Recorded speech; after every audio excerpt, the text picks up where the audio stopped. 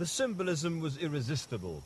The first plane to land at Sarajevo airport for a very long time brought with it perhaps the best hope since the Bosnian conflict began that some kind of peace settlement was in sight. The safe landing was the first concrete result of the agreement between NATO and the Bosnian Serbs, which led to the suspension of 2 weeks of air bombardment. But it was more of a gesture than anything else, as the French transport plane carried far more foreign officials and aid. Among those on the tarmac was the British commander, General Rupert Smith, his face showing his relief at what's clearly an important breakthrough. Not far away, a French army unit had the unfamiliar experience of being allowed through a Serbian checkpoint. The French were on their way to escort an aid convoy into Sarajevo by tarmac road, avoiding the hazardous mountain route, again a sign that the Bosnian Serbs were complying with NATO's demands. We have accepted a specific proposal made by President Milosevic and offered to Mr. Holbrooke about cessation of hostilities agreement in the zone of Sarajevo. In that context, we are ready to withdraw heavy weaponry and to relocate it on the edge of the zone of 20 kilometers.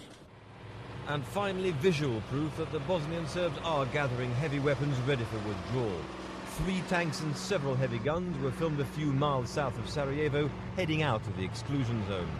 They've been given a total of 6 days for the pullout, 3 to show progress and 3 to complete the exercise.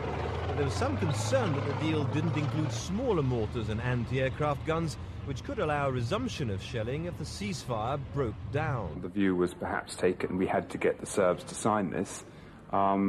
They have a point that, we cannot denude them militarily. They do have a population sitting around Sarajevo that has a legitimate concern that without no military cover, it could face a very uncertain future.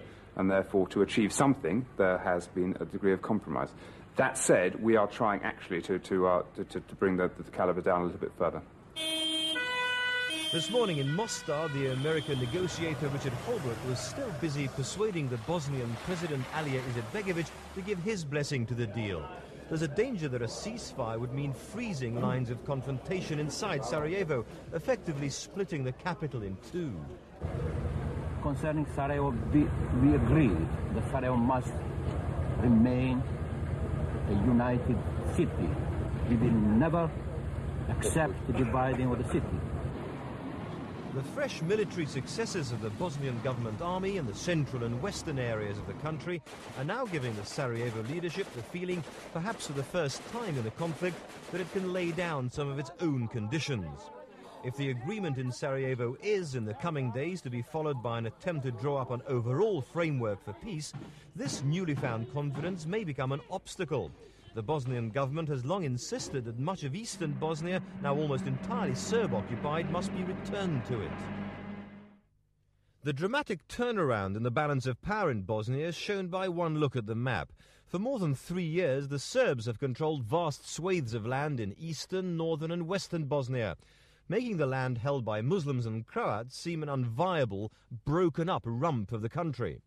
Now, in the past few days, the Muslim-Croat alliance has routed the Bosnian Serb army, not just taking key towns and roads, but if latest reports are confirmed, linking up the Bihać enclave with the rest of government-held territory. Suddenly, it's the Serb-controlled statelet which looks ungainly and vulnerable. Before setting off on a tour of the Balkans this weekend, the British Foreign Secretary welcomed the agreement reached in Sarajevo, but warned against expecting too much at once. I think, being realistic, we must assume that the future of the whole situation in Bosnia-Herzegovina will be 3 steps forward, 1 step back. It will not be uninterrupted progress. There will be disappointments, there will be reverses, there will be factors and incidents which will make us wonder, my God, is it all collapsing again? Are we going back to square one? I don't think it will. I think it will be 3 steps forward, 1 step back, because I think we've turned quite a significant corner in this respect. In Moscow, the Russian Foreign Minister Andrei Kozyrev claimed the agreement had been reached despite airstrikes, but expressed his government's pleasure. He said it hadn't yet been decided whether Russia would contribute troops to a new international force in Bosnia. And this evening in Sarajevo, proof that a secure land route has finally been unblocked. A UN convoy escorted by French peacekeepers arrived with several hundred tons of aid.